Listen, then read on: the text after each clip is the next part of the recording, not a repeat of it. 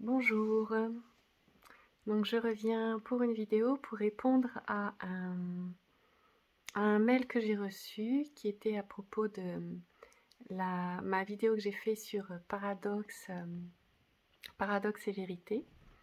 Voilà. Et donc ce que me partage cette personne dans le mail, c'est qu'elle rencontre, elle, des paradoxes par rapport à sa situation de couple, où là elle est en couple avec voilà, avec une femme, et il est très amoureux depuis longtemps, et en même temps il sent des élans vraiment envers d'autres hommes, voilà, et il se demande bah, comment faire avec tout ça, avec ce paradoxe. Alors, du coup j'ai vraiment eu l'élan de répondre par vidéo pour... moi ce que j'aime bien, je crois que j'aime bien mettre de la clarté.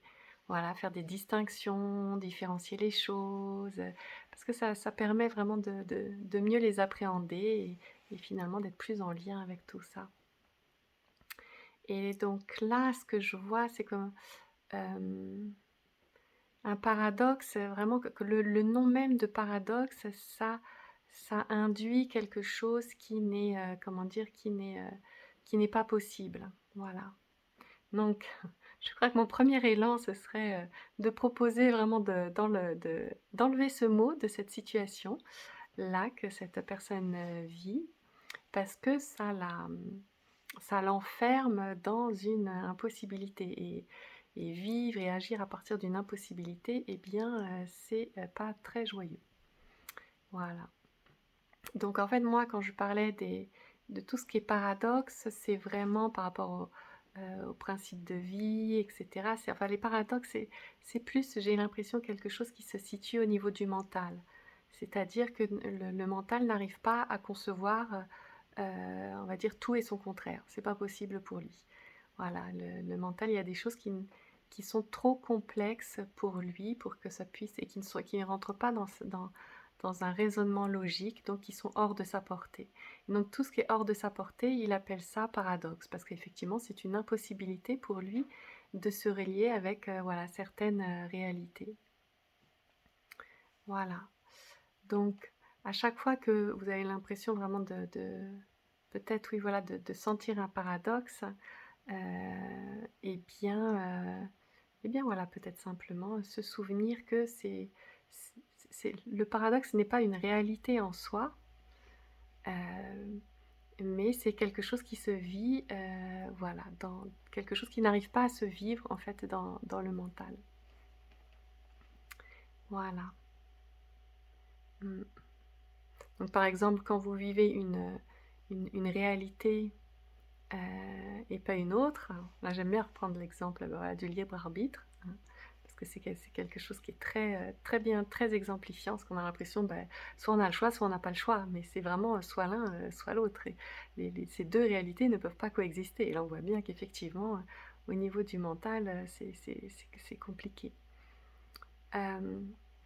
Donc voilà, s'il y a vraiment l'impression d'être comme polarisé dans un point de vue plutôt qu'un autre, eh bien, c'est peut-être juste le signe voilà, qu'on est en train de vivre à partir de la lucarne d'une vision restreinte, voilà, de la vie, qu'on peut l'interroger pour, voilà, peut-être pour voir s'il n'y a pas une autre vision qu'on pourrait vivre et plus englobante, plus inclusive, ou hors même de ces concepts qui nous rapprocherait plus de ce que l'on est.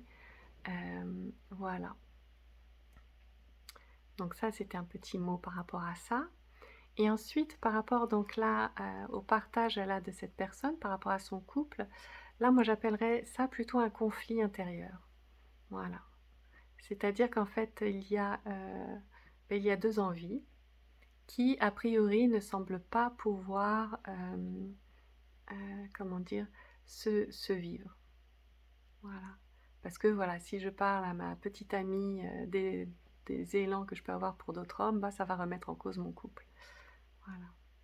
Donc ça, pour moi, c'est pas un paradoxe, c'est vraiment simplement bah, voilà, ce moi-là qui est en nous et qui a des élans, et il a parfois on est, ce que je dis un peu multiples, hein, donc les élans peuvent être complètement multiples et hem et parfois être un peu challengeants pour pouvoir, voilà, les manifester, concrètement.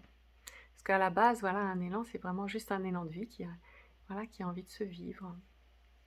Mais un élan de vie qui a envie de se vivre, c'est pas forcément qui a envie non plus de se concrétiser. Ça aussi, il y avait peut-être une distinction à faire. Juste la reconnaissance de l'élan, peut suffire aussi. En tout cas, par rapport à ça, là, ce qui est bien, c'est que selon nos besoins, eh bien, on peut, trouver, on va dire, ce qui peut nous soutenir, les outils appropriés. Voilà. Donc là, pour moi, là, tout ce qui est du domaine de la non-dualité, spiritualité, je ne sais pas si ça pourrait vraiment être un soutien dans cette situation-là.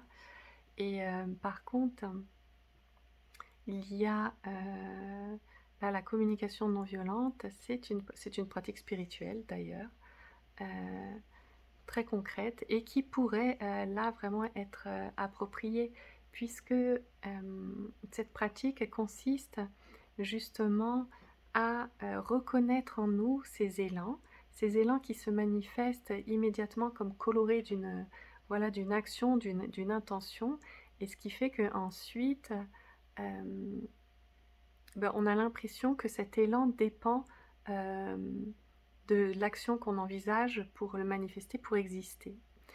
Et donc ça, la pratique de la communication non violente nous montre justement, fait vraiment des distinctions, et bien entre un élan et sa manière, les moyens pour le concrétiser. Sachant que voilà, il y a, vraiment plusieurs, moyens pour, concrétiser ces élans. Et donc ce que ça permet, concrètement, la pratique de la communication non violente, c'est de revenir vraiment à l'élan pur, à l'élan jaillissant à l'intérieur de nous, de se rencontrer à ce niveau-là, de rester avec ça, permet ensuite d'ouvrir sur d'autres possibilités, d'action qui sont peut-être beaucoup plus, créatives que, c'est ça ou ça et comme je veux ça et ça, eh bien ce n'est pas possible et ça permet du coup de sortir, du conflit. Voilà.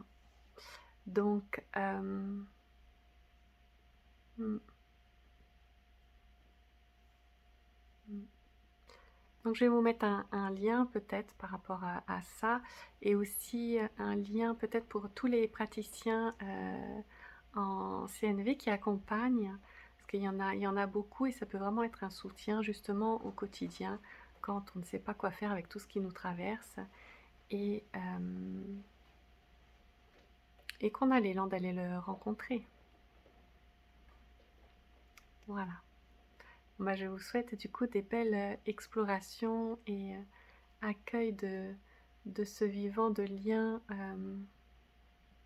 parce que le plus beau dans tout ça, c'est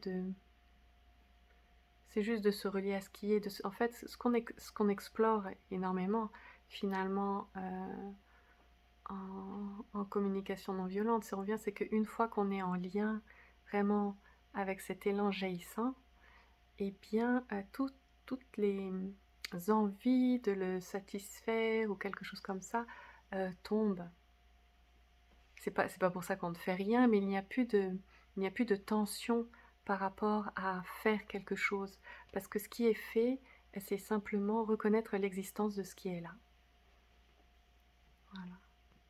Donc c'est vraiment en ça où je trouve que la pratique de la CNV est vraiment une pratique spirituelle.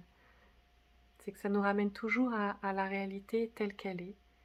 Et finalement, on part d'un conflit, d'histoire, de plein de choses, et simplement en distinguant, en faisant des distinctions entre tout ça, entre ce qui se raconte, les élans, la situation, etc., eh bien ça permet de revenir à un endroit tranquille, de revenir à la réalité de l'instant.